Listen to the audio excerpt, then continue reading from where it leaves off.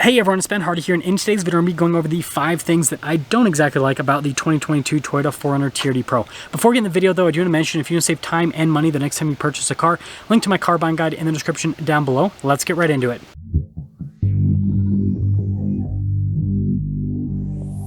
So the first thing that I don't like about the 4Runner TRD Pro is the transmission.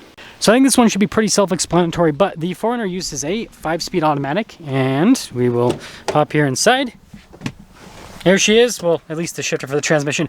But yes, it uses a 5-speed automatic transmission, which is actually better than the 6-speed on the Tacoma, because the Tacoma's constantly hunting for gears on the highway. This does not do the annoying gear hunting thing, but you guys can see we get 16 around town, 19 on the highway. I think that figure could be increased by a pretty significant amount if this was given like a modern 8-speed or, 10-speed automatic transmission.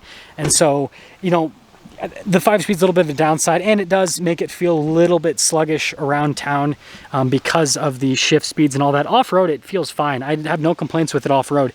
Just on-road, from a fuel economy standpoint and then from a shift time standpoint, I think that it would help out with the 4Runner. Now, number 2 is certain elements on the 4Runner are definitely outdated. So the new 4Runner has been out for quite some time, and it definitely is starting to show its age with certain elements. Now the fit and finish on it's amazing, but just kind of like the styling of certain things, I think they still look great to this day, but they definitely look a little bit more on the old school side of things, like the giant sensor here in the grill, for example. The wheels look great. Wheels definitely last a lot longer than like body panels in terms of how long they last from a style perspective.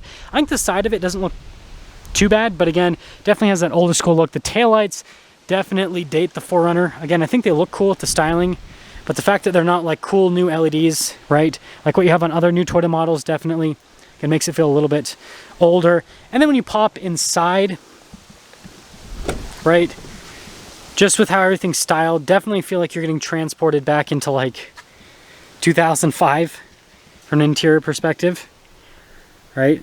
Got the analog gauges. I mean, that screen's not too bad. But yeah, I mean, especially when you compare this to like the new Tundra, the new Sequoia, definitely starts to show its age. So that's something that some people might not like, but other people might love that because, again, reliability and, tried and true and all that kind of stuff. Now, the number 3 thing is the spare tire. Now this is a pretty interesting point, and we got to go all the way to the back. And by the way, first off, before we talk the spare tire, here are the tires that come with the TRD Pro. They're actually pretty solid. They're Nitto Terra grapplers. They get really good grip, and I did a bunch of crawling with them, and it was a really positive experience.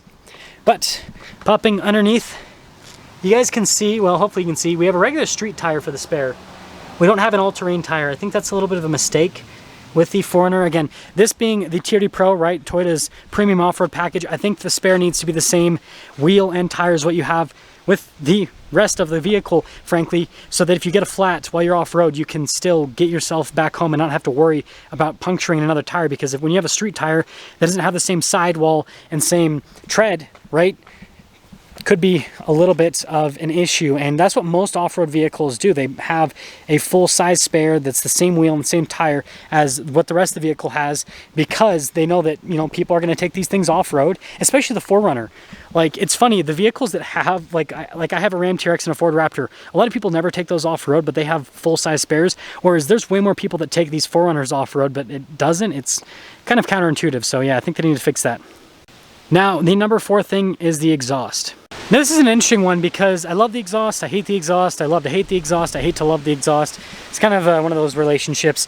But this sounds amazing with the 4-liter V6, and hopefully I haven't said V8 at all in this video. I'm kind of concerned now, my brain is frying in the heat. But anyways, 4-liter V6, really, really nice sound.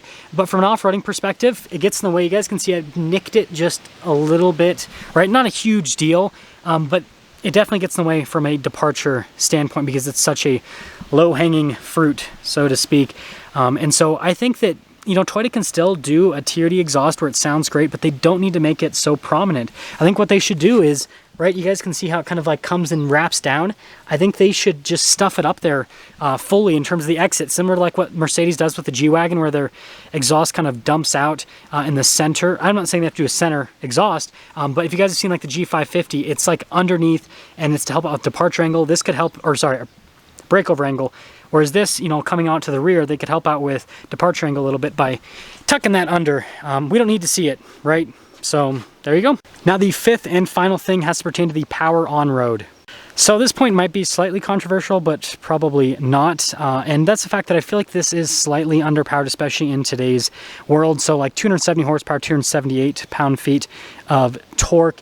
Compare that to the Tacoma setup where it's got 278 horsepower and then 265 pound-feet of torque because 3.5 liter V6, 4 liter V6. But with the 5-speed automatic, which is pretty dated, and having, I think like the lowest horsepower in the segment, it just doesn't feel great on road. Again, off road, it's more than enough power, and I really like the torquey feel that you get out of the V6 off road.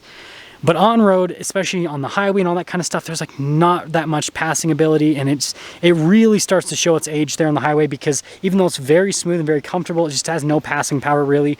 And so I definitely think that Toyota needs to update at least the transmission with this, like I said in an earlier point, or just something to give this a little bit more power so that it can actually get up and go. Now that's going to sum things up for the 5 things that I don't exactly like about the 2022 Toyota 4Runner TRD Pro. With that being said, I will see all of you in that next video.